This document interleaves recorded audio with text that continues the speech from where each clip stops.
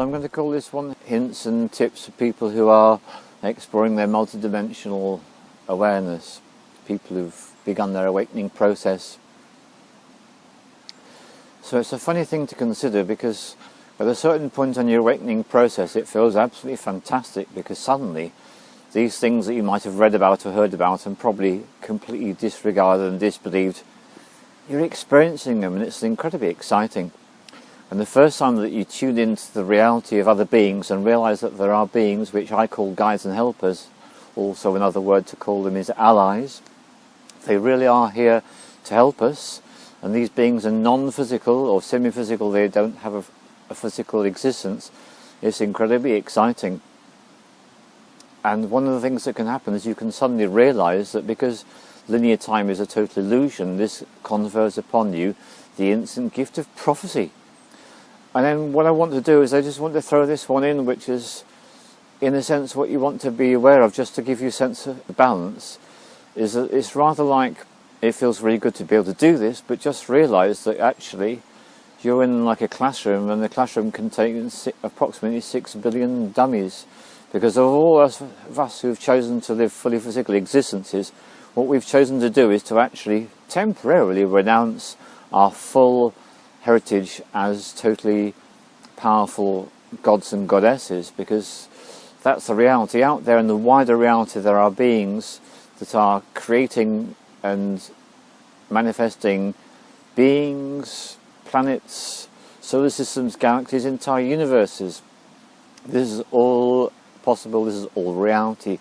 So I throw this into the mix just to enable you to actually reconnect with your humility, because when you're making these enormous strides it's very easy to reach that point of thinking, oh my goodness me, isn't this amazing? Well, actually just taking your baby steps really, and I guess that's what it's all about for us beings that are living on the earth, is that we are reconnecting to our ancient heritage, which is to be multidimensional, and to realise that space and time are limitations we've chosen to inhabit on a temporary basis so that we can reconnect with our true divinity. And this helps to put things in perspective, and this is where the impulse comes at a certain point when you realise, hey, I can do all these things. And you look around you and you realise that there are so many people who still are very much immersed in the third dimensional consciousness, and all they're concerned about is how they can obtain more things and live a consumer lifestyle.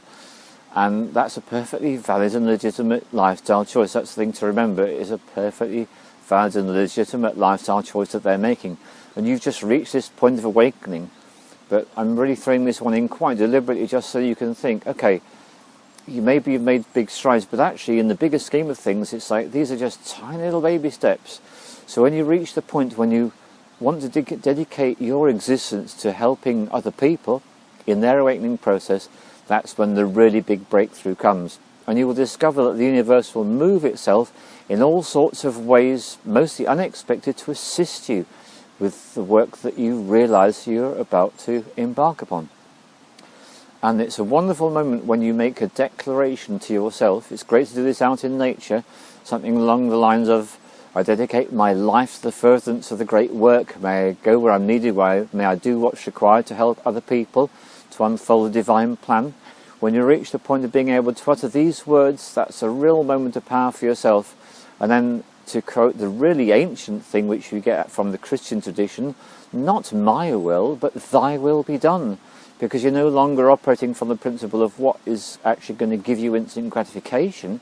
You're operating from the principle of what can I do to really make a difference in the world. And as all people who are healers know, there is no greater satisfaction on this world than to be able to know that you've been able to do something, no matter how trivial and insignificant, to be of help to somebody else. It really feels good. So we do get the instant benefit from this work that we do when we start to be in service to other people. So if you are at all interested in any of these steps, then do check out the website and see what ways I can be of assistance to you, and be open to the way life unfolds for you. You will find people just come to you and they'll start unburdening themselves, sharing their issues and difficulties, and you'll know that you're ready to help them when you realise that actually you're much less interested in what you've got to say, much more interested in listening to the person and just opening up to how those beings that like to help you will simply give you some advice or instruction about what you can say, and sometimes you might utter just the one sentence and that might make all the difference. So I'd like to make a little point here, which is there's something you can go on to if you like to go on to Life School. There'll be information coming up on the screen now, give you the website details for this. This is something that Dan's put together. It's life philosophy. Now you might find this helpful, I certainly did myself. I think it might have been chapter 4. I was having a difficulty with a particular friend of mine and I was holding on some resentment. And the words that he said helped me enormously just to get over myself about that particular place. I was just stuck in a little bit of ego, to be quite honest about it, wanting things to be other than they actually were.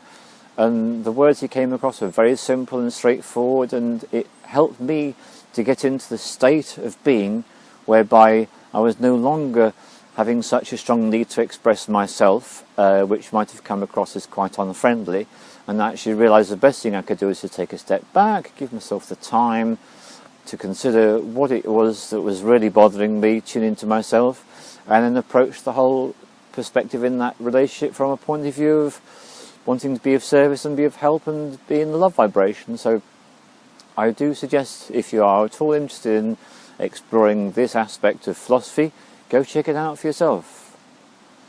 So to conclude, when you start to make breakthroughs, it's really exciting, and it's also really important to remember that within the bigger scheme of things, the reason why this planet exists is to help those beings that really struggled with true universal unconditional love and really struggle with what it's all about. So that's what we're here for. That's why we've got limitation.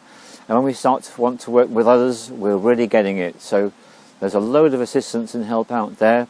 And once you dedicate yourself, you'll be surprised how the universe moves in so many mysterious and wonderful ways to help you to become the god and the goddess in the making that we all are. So it's all about the love, and thank you very much. Cheers.